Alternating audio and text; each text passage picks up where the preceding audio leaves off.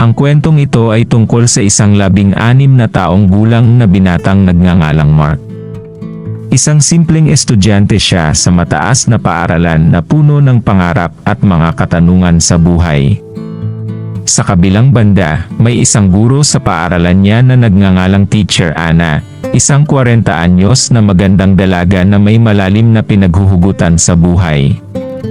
Isang araw, sa harap ng klase ni Mark, may dumating na bagong guro. Nang una niyang makita si Teacher Anna, tila nagkaroon ito ng espesyal na kuryosidad sa kanyang puso. Nakita niya ang kagandahan at kakaibang kislap sa mga mata nito. At hindi nagtagal, naging paboritong guro ni Mark si Teacher Anna. Sa tuwing ito ang nagtuturo, tila naging malinaw at madaling maunawaan ang mga leksyon. Hindi lamang sa dahilang magaling si Teacher Anna sa pagtuturo, kundi dahil sa kakaibang kasiyahan na nadarama ni Mark sa tuwing makikita niya ito. Sa isang pagkakataon, nang magkatagpo sina Mark at Teacher Anna sa hallway, nagkaroon sila ng maikling pag-uusap. Nalaman ni Mark ang ilang detalye tungkol kay Teacher Anna. Ipinahayag nito ang kanyang interes at paghanga sa guro. Sa paglipas ng mga araw, naging malapit na magkaibigan sina Mark at Teacher Anna. Nagkaroon sila ng malalim na pag-uusap tungkol sa buhay at pangarap.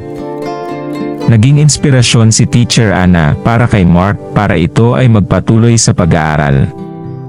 Napag-isip ni Mark na malaki ang agwat sa edad nila ni Teacher Anna. Nagduda siya sa sarili kung may pag-asa bang maging sila. Ngunit hindi niya maipagkakaila ang nadarama niya sa guro. Isang araw, nagkasabay sila sa paglalakad pauwi, biglang umulan ng malakas. Nagsiksikan sila sa isang maliit na silid na nagbigay ng proteksyon mula sa ulan.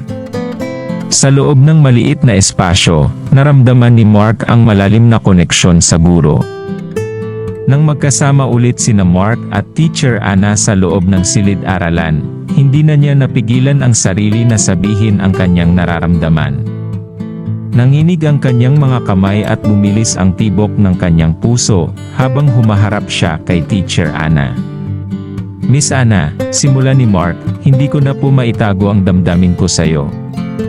Sa simula pa lang po, naramdaman ko na ang kakaibang koneksyon sa inyo. Gusto ko pong malaman mo na mahal kita." Napalaki ang mga mata ni Teacher Anna sa gulat. Sa loob ng ilang saglit, hindi siya makapagsalita. Nakita ni Mark ang pag-aalinlangan sa mga mata niya. "Mark," sagot ni Teacher Anna na puno ng pag-aalinlangan, "mahalaga ang damdamin mo, at pinahahalagahan ko ang pagkakaibigan natin. Ngunit alam mo naman na may agwat tayo sa edad, at may mga limitasyon na dapat isaalang-alang." Nakaramdam ng pait sa puso si Mark dahil sa kanyang mga narinig na salita. Ngunit hindi pa rin siya sumuko. "Miss Anna," sabi ni Mark na may determinasyon sa puso at boses, "naiintindihan ko po ang mga sinasabi niyo. Ngunit ang damdamin ko ay totoo, at hindi maaring pigilan. Gusto ko lang po na malaman niyo na handa ako na ipaglaban ito. Ang edad at limitasyon ay maaring hindi maging hadlang sa tunay na pagmamahalan." Napalunok si Teacher Anna, hindi niya inaasahan ang tapang at determinasyon ni Mark. Nakita niya ang matinding pangangailangan ng binata na ipahayag ang kanyang damdamin. Napalitan ng katahimikan ang pagitan nila. Sa isip ni Teacher Anna, naglalaro ang mga alalahanin at mga panganib. Subalit hindi rin niya maikakaila ang nararamdaman niyang kakaibang koneksyon at pagmamalasakit kay Mark. "Magbibigay ako ng pansin sa damdamin ko," sabi ni Teacher Anna na may pagkabahala. "Ngunit kailangan din nating isaalang-alang ang mga panganib at mga responsibilidad na mayroon tayo." Habang naghihintay ng kasagutan si Teacher Anna, nagpatuloy ang kanilang pagkakaibigan. Ngunit may kakaibang tensyon na namagitan sa kanila.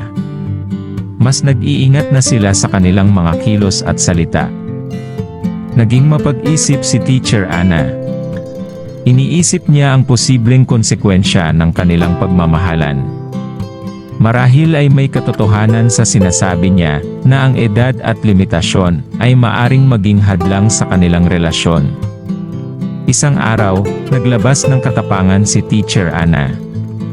"Mark," sabi niya, "napag-isip-isip ko ng mabuti ang lahat. Bilang guro mo, mayroon akong responsibilidad na pangalagaan ang iyong kinabukasan at maging isang gabay sa iyong paglaki. Hindi maaaring magpatuloy ang ating nararamdaman." Napakunot noo si Mark at ramdam ang pait ng pagtanggi ng guro.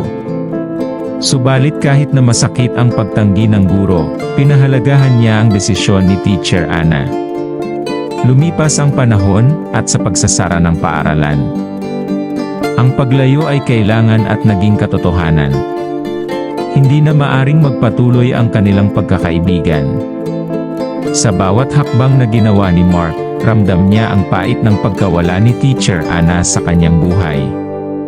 Nagpatuloy ang paglipas ng araw at nagdulot ng hinagpis sa puso ni Mark ang pagkawala ni Teacher Ana. Ang kanyang mga mata ay puno ng lungkot at pangungulila.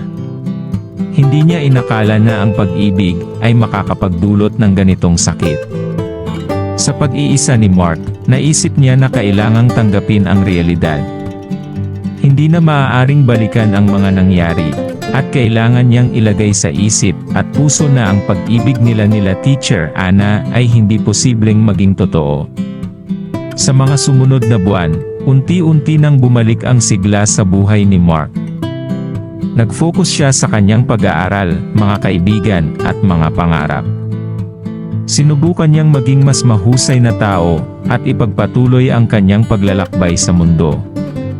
Isang umaga, habang naglalakad si Mark sa paaralan, biglang nakita niya si Teacher Ana na papalapit sa kanya. Napangiti si Mark nang makita ang dating guro. "Mark," bulong ng teacher na may ngiti sa labi. "Hindi ko na kayang pigilan ang aking nararamdaman. Ikaw ay isang espesyal na tao sa buhay ko." Napalaki ang mga mata ni Mark sa gulat at tuwa. Hindi niya inaasahan na magbabalik si Teacher Ana. Sa pagpapatuloy ng kanilang pag-uusap, nabuo muli ang espesyal na koneksyon sa pagitan nina Mark at Teacher Ana. Hindi na nila pinahalagahan ang agwat ng edad o ang mga limitasyon na maaring haharapin nila. Ang mahalaga ay ang pagmamahalan nila sa isa't isa.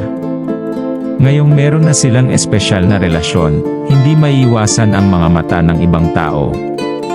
Maraming nagduda at nagpahayag ng kanilang pagtutol, lalong-lalo na ang mga magulang at kapwa guro. Ngunit hindi nila pinansin ang mga negatibong opinyon.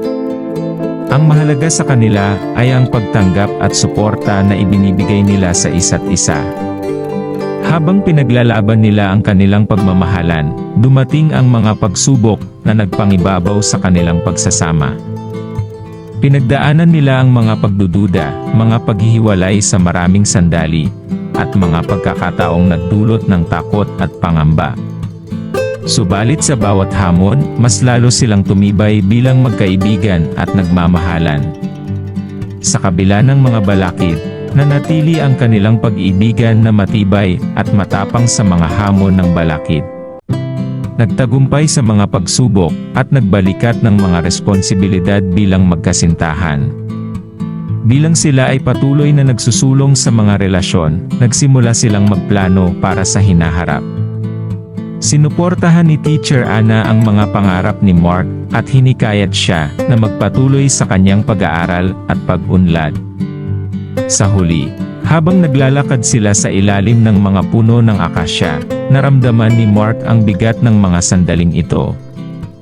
Tumigil sila sa isang malawak na parke, kung salay nagpa siyang humarap sa isa't isa. "Teacher Ana," simula ni Mark na may pagluha sa kanyang mga mata, "ang mga sandaling ito ay hindi sapat para sa ating dalawa. Ngunit alam ko na ang pag-ibig natin ay natatapos dito." Napalunok si Teacher Ana, na may kahalong lungkot at pag-amin ng katotohanan. "Mark, ikaw ay isang tao na hinding-hindi ko makakalimutan. Ngunit tayo ay nasa magkaibang yugto ng ating mga buhay. Kailangan nating tanggapin na hindi tayo magkakatuluyan. Ang mga salitang iyon ay sumapit sa puso ni Mark na parang malalim na sugat.